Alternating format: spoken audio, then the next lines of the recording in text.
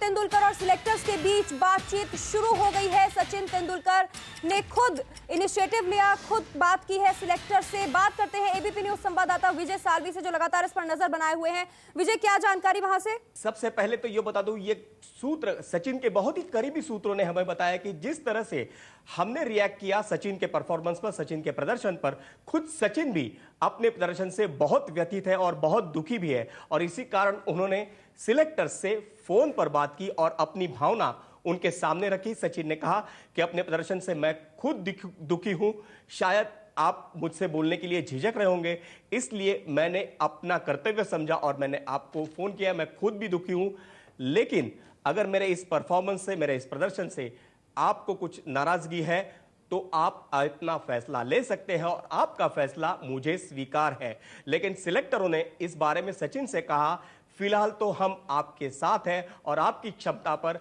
आप हमें पूरा विश्वास है। और यही हमने देखा कि सिलेक्शन का जो फैसला हुआ के लिए, उसमें सचिन का नाम आज भी कायम है। हमारे साथ हमारे तमाम एक्सपर्ट्स बने हुए हैं। सिद्धार्थ शर्मा भी हमारे साथ जुड़े हुए हैं। सिद्धार्थ, जो बातचीत बता रहे हैं विजय सालवी, उससे फिर से यही लग रहा है कि अभी भी सचिन तेंदुलकर पर चयनकर्ताओं को भरोसा है।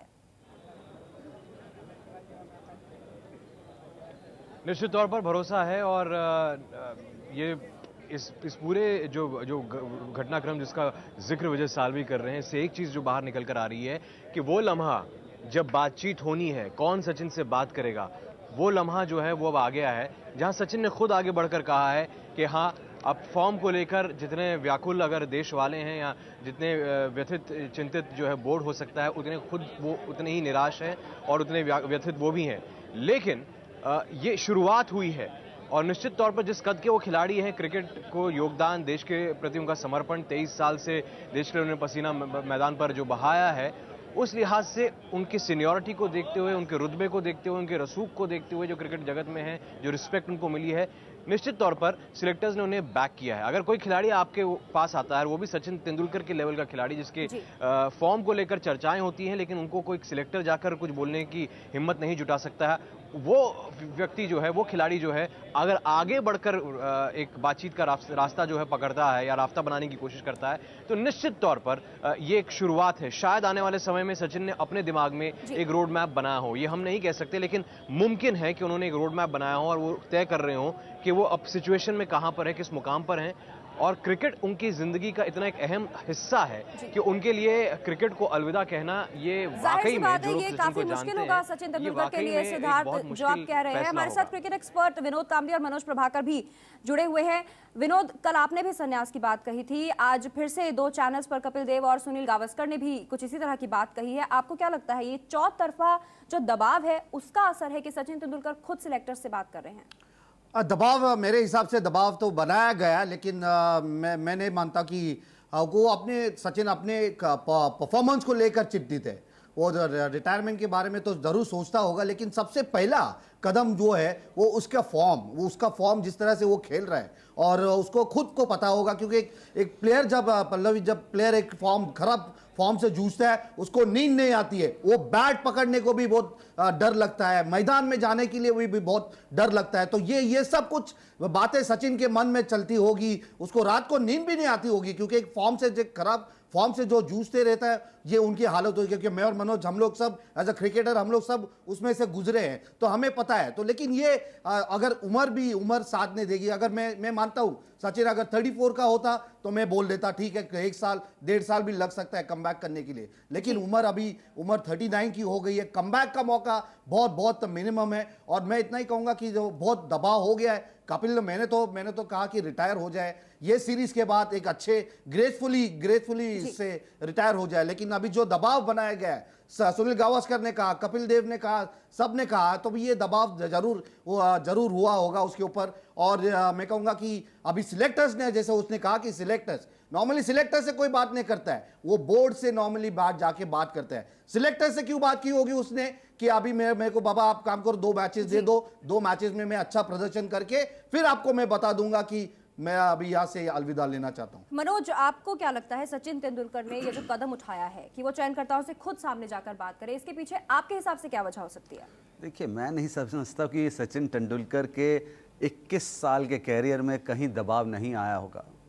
दबाव ज़रूर आता है, मगर ऐसे टाइम पर कोई दबाव लेने के लिए तैयार नहीं है। ना मैं सोचता हूं कि ऐसा कोई दबाव है कि उनको पुश किया जा रहा है।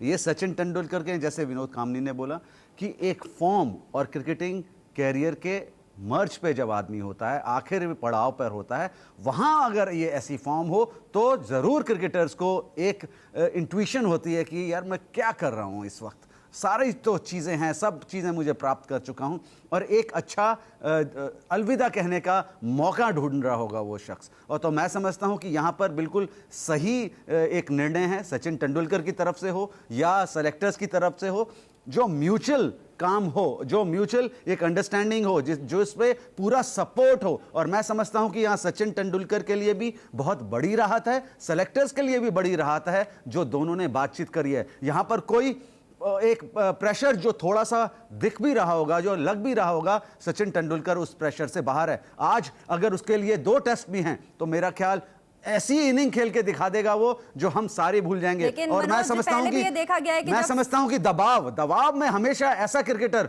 और उभर के आता है, उस बिल में नहीं घुसता। तो मैं समझता हूं यहां पर पूरा एक मौका है सचिन तेंदुलकर के पास कि ये देखो आपने मेरे पे प्रेशर डाला है, this is my performance and that is. आगे के जो मैचेस होंगे उसमें वो कैसा प्रदर्शन करते हैं जरूर इस पर नजर बनेगी। लेकिन पिछले के जो मैचेस की बात करें, दोनों ही पारियों में वो 8 रन से ज्यादा नहीं बना पाए हैं, और उससे पहले भी दबाव में जब सचिन पर दबाव पड़ा है तब उनका प्रदर्शन बेहतर नहीं रहा है। विजय साल्वी हमारे साथ बने हुए हैं। विजय, सूत्रों के हवाले से ये हमें खबर मिल रही है जो आपने दी है, करीबी सूत्रों के हवाले से, भविष्य की जो योजना है क्या उसको लेकर कोई जानकारी बाहर आई है? देखिए कि ये बातचीत जो शुरू हुई है वह सचिन के बारे में जो भी भावना मीडिया में हो या कई सचिन के जो टीका उन पर हो रही है उसके बारे में, उसके बाद ये शुरू हुआ है। इसके बाद जो भी करीबी सूत्रों ने बताया है उसके मुताबिक फिलहाल तो ये बातचीत सचिन और सिलेक्टरों के बीच जो हुई है वो सिर्फ कुछ जो परफॉर्मेंस के बारे में है, सचिन का नहीं हो रहा है उसके बारे में हुई है। सचिन जब डिसीजन लेंगे उसके बाद जो भी रूपरेखा की जाएगी वो उसके बाद होगी। फिलहाल तो सचिन के भविष्य की योजना के बारे में कुछ भी तय नहीं किया गया है।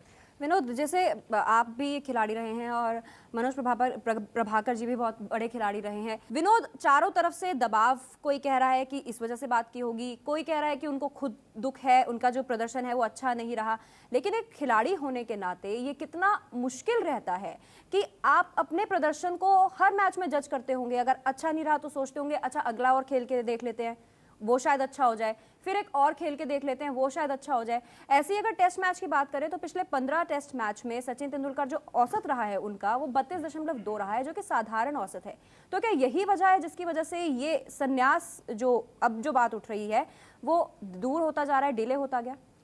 मतलब इसलिए मैं कह रहा था कि जब उम्र होती है साथ में तो आप कमबैक करने का मौका आपको बहुत बार मिलता है, क्योंकि जो ये बैड फॉर्म का पैच जो आता है बहुत डिफिकल्ट होता है वहाँ से निकलना। क्योंकि ये जैसे मैंने कहा कि आपकी नींद हैरान हो जाती है, आप जो सही करने जाता है वहाँ से उल्टा हो जाता है, जहाँ पर आप हाथ डालने जाते हो वहाँ पर कुछ गड़बड़ हो जाता है। तो ये मैं इतना कहूँगा कि ये जो सचिन तेंदुलकर के साथ इतने सालों से 2 सालों से उन्होंने शतक ने बनाया, शतक के वो महावीर हो चुके हैं, उनको पता है कि किस तरह से शतक बनाना है। लेकिन ये जो बैड फॉर्म का पैच चालू है बहुत डिफिकल्ट जा रहा है सचिन को। 39 के हो गए, मैं 34 का होता, मुझे बीच में कहा कि 34 का होता तो वो तो चांस ले लेता, लेकिन इतनी पारियां वो फेल पे फेल होते जा रहे हैं। सब कह रहे हैं कि 60-70 बनाना है। 60-70 सचिन का गेम नहीं है, 60-70 बनाने वाले सचिन तेंदुलकर नहीं है। सचिन तेंदुलकर शतक बनाने वाले इंसान है। तो मैं इतना ही कहूंगा कि जो 60-70 भी करके वो खुश नहीं होते। तो जो ये बैड फॉर्म रहा है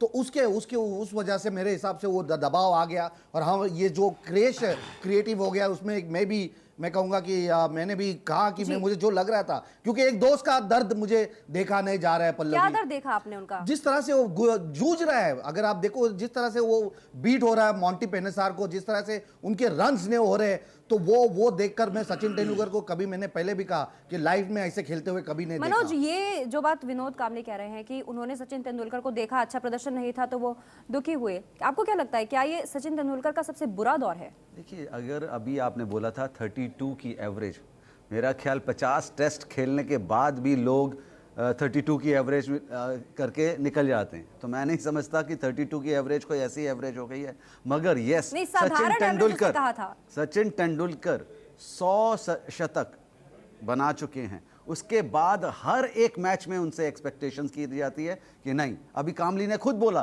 कि 60-70 उसके लिए कुछ नहीं है, यानी कि उस चीज का भी प्रेशर है कि वो हर मैच में 100 सैकड़ा बनाए। तो मैं समझता हूं कि इतना आसान नहीं है, और यही प्रेशर बनाया जाता है सचिन तेंदुलकर के ऊपर, और यही प्रेशर लेकर वो पूरी जिंदगी खेलते रहे हैं। 21 साल छोटा मोटा कैरियर नहीं होता, और सबसे ज्यादा टेस्ट मैच, सबसे ज्यादा सेंचुरी, सबसे ज्यादा पार्टनरशिप, और मैं समझता हूं कोई भी ऐसी चीज नहीं है जो सचिन तेंदुलकर के लिए छोटी रह गई हो या बहुत बड़ी हो, सारी चीजें प्राप्त मनोज कर चुके पहले हैं। खेलते रहे हैं, लेकिन मगर ये जो लम्हे चल रहे हैं, ये जो एज है, ये जो फॉर्म है, और मैं समझता हूं ऐसे क्रिकेट कैरियर का अंत ऐसा नहीं होना चाहिए कि सेलेक्टर से बात कर लो या बिल्कुल, यानी कि हम इसे चौतरफा दबाव भी कह सकते हैं। सचिन तेंदुलकर को खुद लगा कि वो अच्छा प्रदर्शन नहीं कर रहे, ये भी कह सकते हैं। विजय साल भी लगातार हमारे साथ बने हुए हैं। विजय, करीबी सूत्रों के हवाले से जो जानकारी आपको मिली है, क्या उसमें कोई और अपडेट आया है? नहीं, बिल्कुल पल्लवी, अभी तो फिलहाल कोई अपडेट नहीं है, लेकिन जिस तरह से बात की है कि आलोचना के बाद ही सचिन ने, जिस प्रकार की आलोचना बहुत एंगल से हो रही है, उसके बाद सचिन ने समझा कि सिलेक्टरों से बात की जाए। लेकिन उसके साथ साथ हमें यह भी देखना चाहिए कि सचिन शायद इन सिलेक्टर्स की जो बैच है उससे बहुत कंफर्टेबल है। संदीप पाटिल के साथ वो उम्र 18 के साल से ऑफिस क्रिकेट खेले हैं, सबा करीम के साथ वो इंटरनेशनल क्रिकेट खेले हैं, विक्रम राठौड़ उनके खुद के टीम में थे जिसके कप्तान सचिन तेंदुलकर हैं। तो शायद इस सिलेक्टर का जो बैच है, ये जो पैनल है, उससे सचिन के ताल्लुक बहुत बढ़िया है, और इसी कारण शायद सचिन, उनके सामने से प्रस्ताव आने से पहले सचिन ने शायद खुद चलकर उनसे बात की। नहीं बोल रहा हूं कि मैं जितना आपसे पूछना चाहता हूं, आप बोल रहे कि सिलेक्टर से बातचीत हुई, सिलेक्टर से क्यों बात करेगा? सिलेक्टर से बात करेगा वो 2 मैचेस के लिए, लेकिन जो निर्णय लेना है उसको बाद में वो बीसीसीआई से भी वो बात कर सकता है, इजंट इट? विनोद, हमारे पास समय की कमी है थोड़ी सी, इस बारे में हम आगे बात नहीं कर पाएंगे, लेकिन इस वक्त हम जरूर का जो निर्णय है, जो अधिकार है, विजय वक्त कम है, हम अपने दर्शकों को एक बार फिर से जानकारी जरूर दे दें कि एबीपी न्यूज को जो जानकारी मिली है करीबी सूत्रों के हवाले से, सचिन तेंदुलकर ने मुंबई टेस्ट में हार के बाद खुद सिलेक्टर से बात की है।